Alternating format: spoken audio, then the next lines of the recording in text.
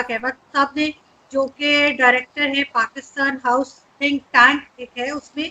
इसके अलावा farmer deputy director general ISI India से हमारे साथ हैं जी मेजर गौरव आर्या, जो किसी तारुफ के मोहताज नहीं है। मेजर साहब को आप सभी जानते हैं, वो होस्ट भी, टीवी होस्ट भी हैं, इसके अलावा राइटर भी हैं। और सबसे अच्छी बात यह है कि उनका सेंस ऑफ ह्यूमर बहुत अच्छा है। स्पेशली जब वो डिबेट्स होते हैं, इंडियन डिबेट्स में, तो बड़ी टेंशन चल रही होती है और बीच में मेजर साहब कुछ ऐसा कह देते हैं जिससे सब लोग जो है एकदम हंसने लगते हैं या मुस्कुराने लगते हैं, जो कि इनकी एक बहुत जबरदस्त आदत है, जो मुझे भी सीखने की जरूरत है। मैं कोशिश कर रही हूँ कि मैं फॉलो कर। मेजर साहब कब सोच रहे हैं? क्योंकि मैंने तो सोचना शुरू किया है काफी अरसे से। मैं चाहती हूँ बिल्कुल कि इंडिया पाकिस्तान में पीपल टू पीपल कांटेक्ट हो, आ जा सके और टूरिज्म हो, सब कुछ हो। तो आप लोग कब सोचेंगे? देखिए, पाकिस्तान का, बड़ी इज्जत के साथ मैं बोल रहा हूँ, पाकिस्तान का जन्म हुआ था 14 अगस्त 1947 को। भारत का जन्म नहीं हुआ था 15 अगस्त को। भारत को आजादी मिली थी, तो फर्क है। हमारा सिविलाइजेशन 10,000 साल पुराना है। देखिए, आपने इंडस वैली की बात करते हैं, ये नाम जो भारत है, ये भारत से आया है। जो भरत राजा था, भरत से आया है। जो कश्मीर की हम बात करते हैं, कश्मीर का नाम ऋषि कश्यप से आया है। कभी अब एटमोलॉजी में जाएं कि कश्मीर का नाम आया कहां से। इट इज कम फ्रॉम ऋषि कश्यप। जो हम बात करते हैं हिमालय की, हिमालय से लेकर समुद्र तक हमारी वेद हैं। मैं आपको दिखाना चाहता हूं, ये अथर्ववेद। मैं आपको बताता हूं क्या है। ये है यजुर्वेद, ये है सामवेद,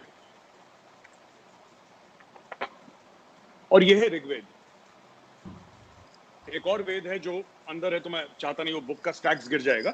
मैं ये बताना चाहता हूं कि ये 5,000 साल से पहले लिखी गई थी। जो महाभारत है, जो रामायण है, राइट। तो Indian civilization is very old. Indian civilization जो हमारी जो तहजीब है, भारतीय संस्कृति है, वो इजिप्ट से पुरानी है, मिस्र से पुरानी है, रोम से पुरानी है। जब मेरे बाप दादा किसान थे, राजा थे, कवि थे, आर्किटेक्ट्स थे, डॉक्टर्स थे, तब यूरोप जानवरों की खालें पहन के घूम रहा था। तो आपको थोड़ा सा ये लेना पड़ेगा ना कि इस कॉन्टेक्स्ट में लेना पड़ेगा। दूसरी चीज, ब्रिगेडियर साहब ने जो बात करी ना कि ब्रिगेडियर साहब ने बात करी कि कौन टेररिस्ट है। मैं आपको बताता हूं मेरे नजदीक कौन टेररिस्ट है। ठीक है, जो इनोसेंट लोगों को मारे, हथियार उठाए। हथियार कई लोग उठाते हैं, मैं ये नहीं कह रहा कि सब हथियार जो उठाते हैं सारे टेररिस्ट हैं, मैं वो नहीं कह रहा। जो आम लोगों को मारे, जो आम इंसानों को मारे, जो नॉन कॉम्बैटेंट्स को मारे। दूसरी चीज, एक तो वो टेररिस्ट, दूसरी चीज जो जंग ब्रिगेडियर साहब बात कर रहे हैं ना, जंग फौजों के बीच में होती है। 71 की जंग थी, 65 की जंग थी, कुछ हद तक 47-48 की भी जंग थी, 1999 कारगिल भी जंग थी। Two professional armies fought against each other. Kashmir में जो चल रहा है वो जंग नहीं चल रही। एक पेट्रोल जा रहा है, आपने पीछे से लगाया आपने, और AK-47 का बर्स्ट। अभी कल सरपंच मार दिया एक, वहां पे एक हिंदू सरपंच था। हिंदू तो बचे नहीं खैर वहां पे। Hindus in Kashmir are almost, मतलब कि मैं आपको ये बताना चाहूंगा, क्योंकि आप लोग आए नहीं इधर कभी, और ब्रिगेडियर साहब, आरजू जी, कभी आप आए तो हम आपको ले भी जाएंगे वहां पे। Please be our guest. पूरी एक जनरेशन कश्मीर में बड़ी हो गई जिसने कभी हिंदू को नहीं देखा। पूरी एक जनरेशन बड़ी हो गई है जिसने अपने पूरे 30 इयर्स में एक हिंदू को नहीं देखा, और हिंदू को नहीं देखा उस लैंड में जो कि 100% हिंदू था।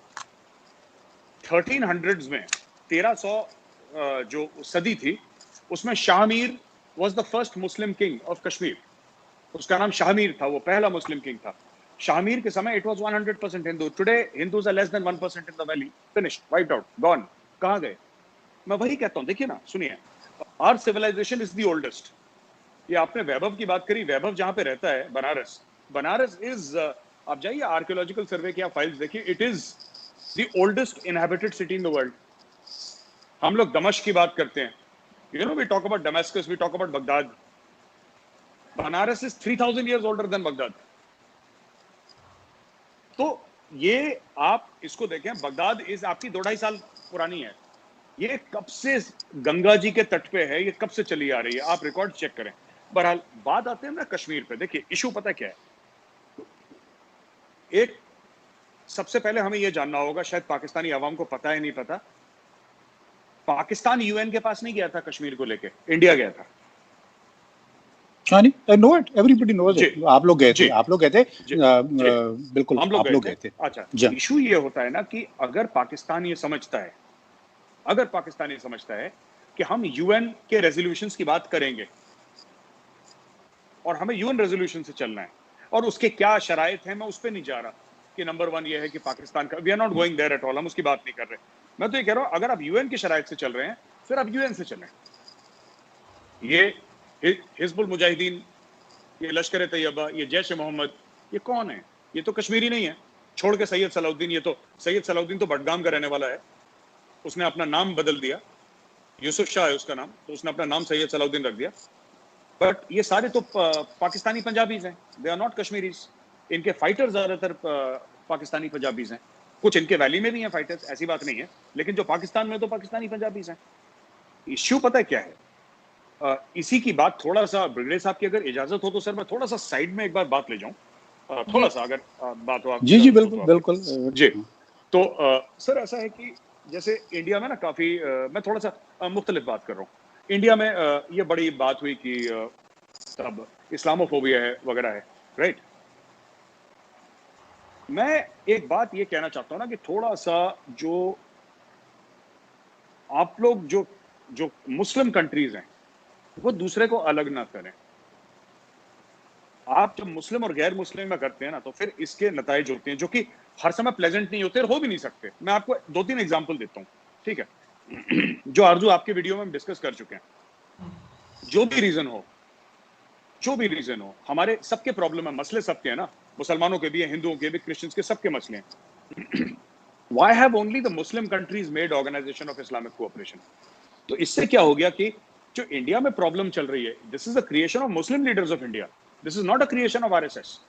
देखिए मोदी ने तो ये बोला है कि एक हाथ में कुरान शरीफ और एक हाथ में लैपटॉप होना चाहिए भारत के मुसलमानों का, राइट।